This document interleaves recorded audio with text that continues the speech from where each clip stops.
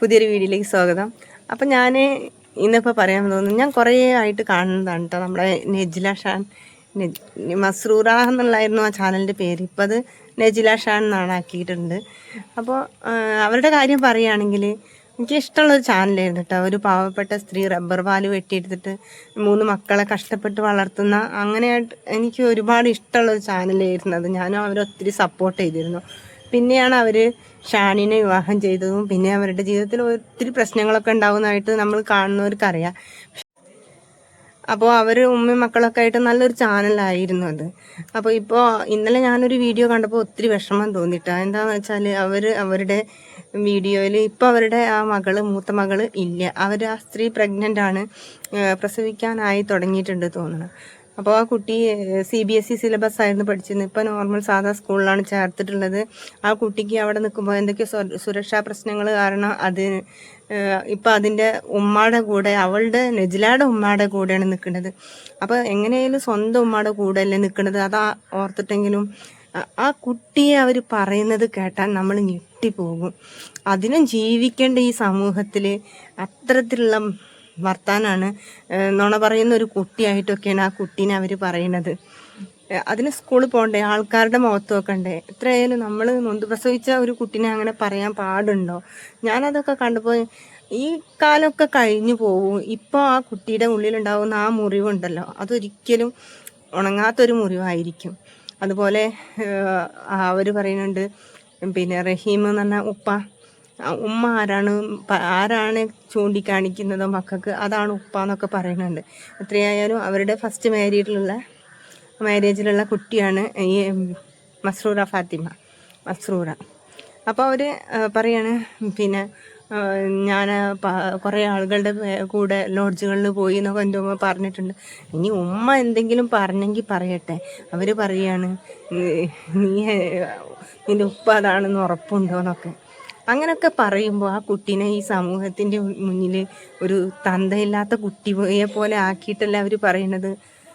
സത്യം ആ കുട്ടിയും എല്ലാവരും ഈ ഒരു വിവാഹബന്ധത്തിൽ ഇരിക്കുമ്പോഴാണ് ആ കുട്ടി ഉണ്ടായിട്ടുള്ളത്.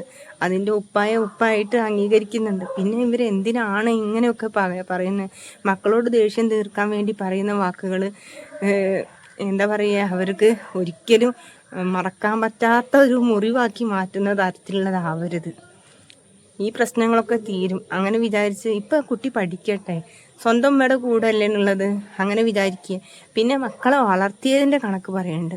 ഒത്തിരി കണക്കുകൾ നിരത്തുന്നുണ്ട്. നമ്മളുടെ കുട്ടികളെ അത് നമ്മളുടെ കടമയാണ്. വളർത്തുക എന്നുള്ളത് നമ്മളുടെ കടമയാണ്. ആ കുട്ടി ഒപ്പം നിൽക്കുന്ന അത്രയും സമയം, അല്ലെങ്കിൽ ഇനി അത് പ്രായപൂർത്തിയാവുന്നവരെ നമ്മുടെ കഴിവിനനുസരിച്ച് ആ കുട്ടിയെ നോക്കുക എന്നുള്ളത് നമ്മളുടെ കടമയാണ്. അത് ഒരാൾ പറഞ്ഞിട്ട് ചെയ്യേണ്ട കാര്യമല്ല. അതുകൊണ്ട് തന്നെ വളർത്തിയ കണക്കുകളൊന്നും ഇങ്ങനെ വിളിച്ച് പറയരുത്. എന്താ കുട്ടിയൊന്ന് വിട്ടുപോയെന്ന് വെച്ച് ആ കുട്ടിക്ക് ഇപ്പോൾ ഉള്ള ആ സ്നേഹം കൂടി ഇല്ലാതാക്കുകയാണ് ചെയ്യുന്നത്. ഇതൊക്കെ മറന്നിട്ട് ആ കുട്ടി വലുതാവുമ്പോൾ അതൊക്കെ ഇപ്പോൾ കുട്ടി പഠിക്കട്ടെ, അതിൻ്റെ ഉമ്മയുടെ കൂടെ അല്ലേ. ഉമ്മയെ പറ്റി പറയുന്ന വർത്തമാനം കേട്ടിട്ടുണ്ടെങ്കിൽ എന്തൊക്കെയാണ് ഉമ്മയെ പറ്റി പറയുന്നത്. എന്ന് സ്ഥിരമായിട്ടൊരു ബസ്സിൽ കയറുമായിരുന്നു. ഉമ്മയ്ക്കൊന്നുമില്ലേ, വയസ്സായില്ലേ? ആ വയസ്സായ സ്ത്രീനെ നാണം കെടുത്തുന്നതിനൊരു പരിധിയില്ലേ? ഇവിടെ ആരും ഇല്ലേ ഉമ്മാനെ അടിച്ചൊതുക്കാൻ? സഹോദരങ്ങൾ ആരും അവിടെ ഇല്ലേന്നൊക്കെ ചോദിക്കുന്നുണ്ട്. ഉമ്മായെ അടിച്ചൊതുക്കുകയാണോ മക്കൾ ചെയ്യുക? എന്താ ഈ പറയുന്നത്? എന്ത് ആശയമാണത്? ഉമ്മായെ അടിച്ചൊതുക്കാൻ ആളില്ലേന്നൊക്കെ ചോദിക്കുമ്പോൾ, ഇതൊക്കെ കേൾക്കുന്നവരുടെ മനസ്സിൽ എന്തൊരു വേദനയാണ് സൃഷ്ടിക്കുന്നത്. ഒരാളും അങ്ങനെയൊന്നും പറയാൻ പാടില്ല. നിങ്ങളും ഒരു ഉമ്മയല്ലേ. നിങ്ങളുടെ ആവശ്യം ശരിക്കും അതൊന്നുമല്ല. ഇപ്പം പ്രസവമാവാനായി തുടങ്ങി. അപ്പോൾ കുറച്ച് വലിയൊരു മുതിർന്ന കുട്ടിയാണല്ലോ മസ്രൂറ. അപ്പോൾ ആ കുട്ടി ഇത്തിരി വലുതായത് കൊണ്ട് തന്നെ പ്രസവിച്ച് കിടക്കുമ്പോൾ നോക്കാൻ ഒരാളുണ്ടാവും. അതായിരുന്നു നിങ്ങളുടെ മനസ്സിലിരിക്കുക.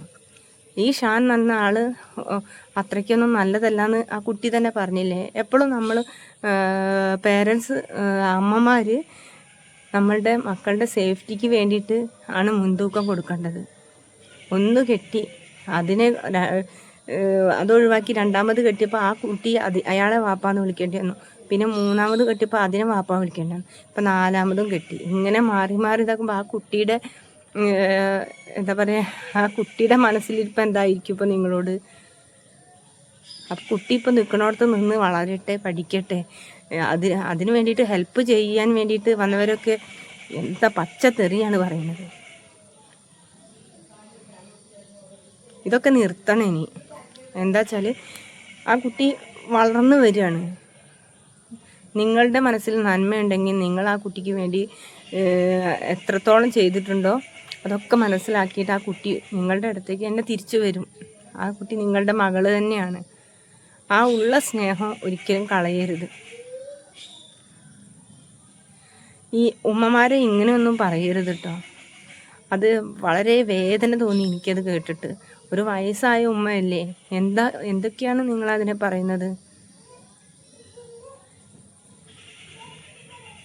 അമ്മയും മക്കളും തമ്മിലുള്ള ആ ബന്ധത്തിൻ്റെ ആ പവിത്രത തന്നെ പോകുന്ന വാക്കുകളാണ് നിങ്ങളീ പറയുന്നതൊക്കെ. നിങ്ങളൊരു ഗർഭിണിയാണ്, പ്രസവം ആവാനായി. ആ ഒരു ഓർമ്മ വേണ്ടേ ഉമ്മമാരെ പറയുമ്പോൾ? ഒന്നുമില്ലെങ്കിൽ 2-3 മക്കളെ പ്രസവിച്ചൊരു വ്യക്തിയല്ലേ. ആ സമയത്ത് നമ്മളെ ഉമ്മമാരുടെയൊക്കെ അനുഗ്രഹം വേണം നമുക്ക്.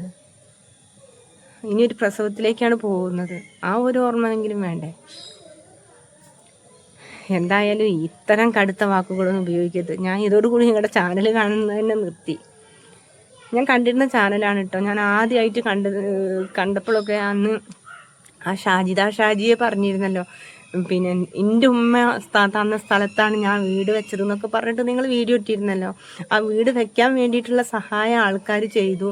അപ്പോൾ അതിനുള്ളൊരു കണ്ണുകടിയാണ് ഷാജിദ എന്നല്ലേ അവർക്ക് എന്നൊക്കെ പറഞ്ഞിട്ട് നിങ്ങൾ വീഡിയോ ഇട്ട്. അന്ന് മുതൽ ഞാൻ നിങ്ങളുടെ വീഡിയോ കണ്ടിരുന്ന ഒരാളാണ്. നിങ്ങൾ റബ്ബർ പാല് വെട്ടുന്നതും ആകെ കരിഞ്ഞുണങ്ങി നിൽക്കുന്നതും. പക്ഷേ എന്താ പറയുക, അന്നൊക്കെ നിങ്ങൾ മൊക്കനെ കുത്തിയിട്ടുള്ള വീഡിയോകളായിരുന്നിട്ടിരുന്നത്. ഇപ്പോൾ അല്ല, നിങ്ങളുടെ വേഷം ധരിക്കുക എന്നുള്ളതൊക്കെ അത് നിങ്ങളുടെ ഇഷ്ടത്തിനനുസരിച്ച് ചെയ്യുക. അതിലൊന്നും പറയാൻ ഞാൻ ആളല്ല. പക്ഷേ അന്ന് ഞാൻ നിങ്ങളുടെ വീഡിയോ കണ്ടിരുന്ന ഒരു വ്യക്തിയാണ്. നിങ്ങൾ ഉമ്മയെ പറ്റിയും സ്വന്തം മോളെ പറ്റിയും ഇങ്ങനെയൊക്കെ പറയുന്നത് കേട്ടപ്പോൾ എനിക്ക് ഒത്തിരി സങ്കടം തോന്നി. എനിക്കുണ്ടൊരു പെൺകുട്ടി, ആ കുട്ടിക്ക് സ്കൂളിൽ പഠിക്കണം, ആളുകളുടെ മുന്നിലൂടെ നടക്കണം. അപ്പോൾ അവളൊരു കള്ളിയാക്കുന്ന വിധത്തിൽ ഇങ്ങനെയൊന്നും പറയരുത്. ആ കുട്ടിയെ പറ്റിയിട്ട് പറയുന്നത് ശരിയല്ല. മക്കളുടെ സേഫ്റ്റി ഉമ്മമാരാണ് ഉറപ്പ് വരുത്തേണ്ടത്. ആ കുട്ടി സേഫ് അല്ലെന്ന് ആ കുട്ടിക്ക് തോന്നിയത് കൊണ്ടായിരിക്കും ആ കുട്ടി അങ്ങനെ ചെയ്തത്. അതിനുള്ള രേഖകളും കാര്യങ്ങളൊക്കെ ഷെഫീന ബീവിയും മറ്റേ ബീൻ ഫാമിലി അവരൊക്കെ പറയുന്നുണ്ട്. അതൊന്നും എത്രത്തോളം ശരിയാണെന്നൊന്നും എനിക്കറിയില്ല. ഞാനൊന്നും അതിനെപ്പറ്റി പറയാനൊന്നും എനിക്കറിയില്ല. പക്ഷെ നിങ്ങളുടെ മകളെയും ഉമ്മയെയും പറ്റി ഇന്നലെ പറഞ്ഞ ആ വീഡിയോ ഉണ്ടല്ലോ, അതൊരിക്കലും ശരിയല്ല. ആ കുട്ടിക്ക് ഒരു പെൺകുട്ടിയല്ലേ, ഇനി എന്തെല്ലാം നടക്കാനുണ്ട് ആ കുട്ടിയുടെ കാര്യത്തിൽ. പഠിക്കണം, ഒരു വലിയ വലിയ കാര്യങ്ങളൊക്കെ നടക്കാനുള്ളതല്ലേ. ചെറിയ കുട്ടിയല്ലേ, അതിനെപ്പറ്റി ഇപ്പോഴേ ഇങ്ങനെ കള്ളിയാണ്. പിന്നെ അതിൻ്റെ പിതൃത്വത്തെ പോലും നിങ്ങൾ അങ്ങനെ എന്താ പറയേണ്ടതെന്ന് എനിക്കറിയില്ല. ആ കുട്ടിയെ പറ്റി ഇങ്ങനെയൊക്കെ പറയുമ്പോൾ ഒത്തിരി സങ്കടം തോന്നിയിട്ടാ. നിങ്ങളെ തന്നെയാണ് മോശമാക്കുന്നത്. നിൻ്റെ ഉപ്പ റഹീമാണെന്ന് എന്താ ഉറപ്പ്? ഉമ്മ പറയണമെന്നൊക്കെ പറഞ്ഞിട്ടുണ്ടെങ്കിൽ അതിലൂടെ എന്താ പറയുക, സ്വയം ചളി വാരി തേക്കുകയാണ്. കുട്ടിയുടെ ഉപ്പ ആരോ ആയിക്കൊള്ളട്ടെ, ഇനി ആരായാലും അതിൻ്റെ ഉത്തരവാദി നിങ്ങളാണ്, ആ കുട്ടിയല്ല. അതുകൊണ്ട് തന്നെ അതൊന്നും പറയേണ്ട ആവശ്യമില്ല നിങ്ങൾക്ക്. എന്ത് വർത്തമാനാണ് ഇത്? എന്നാൽ പിന്നെ നിങ്ങൾ അങ്ങനെ സർട്ടിഫിക്കറ്റിൽ കൊടുക്കരുതായിരുന്നു. ആ കുട്ടീനെ പറ്റിയിട്ടുള്ള രേഖകളിലൊന്നും അതിൻ്റെ ഉപ്പാടെ പേര് വെക്കരുത്. ഉമ്മയ്ക്ക് അങ്ങനെ ഒരു പേര്, വേറെ പലരുടെയും പേര് പറയാനുണ്ടെങ്കിൽ അങ്ങനെ ഒരു പേര് അന്വേഷിച്ച് അതിനനുസരിച്ച് ചെയ്തിട്ട് വെക്കണം. അല്ലാതെ പെട്ടെന്നൊരു സുപ്രഭാതത്തിൽ ഇത് ഉപ്പയാണെന്ന് എന്താ ഉറപ്പ്? ഉമ്മ പറയുന്നതാണ് ഉപ്പ എന്നൊന്നും പറയാം.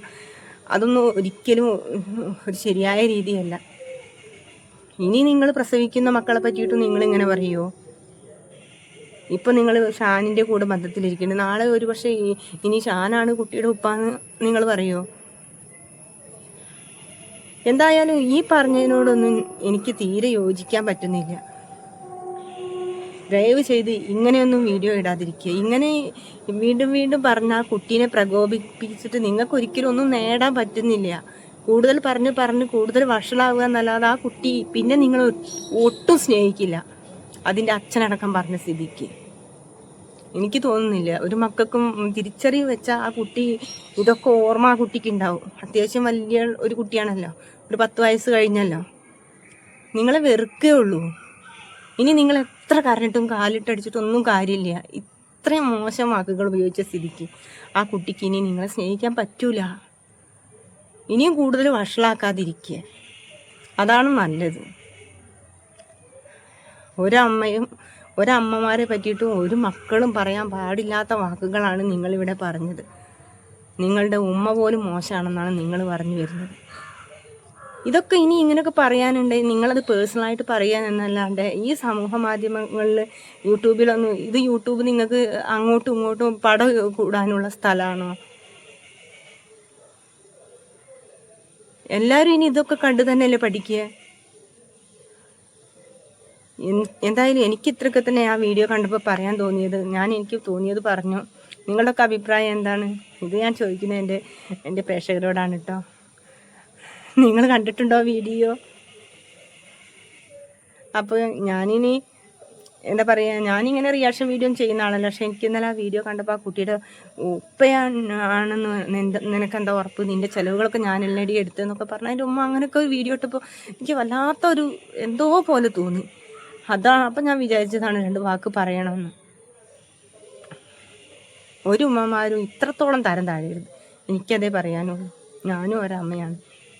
അപ്പോൾ നാളെ ഇനി പുതിയ വീഡിയോയുമായി കാണാം. Thank you.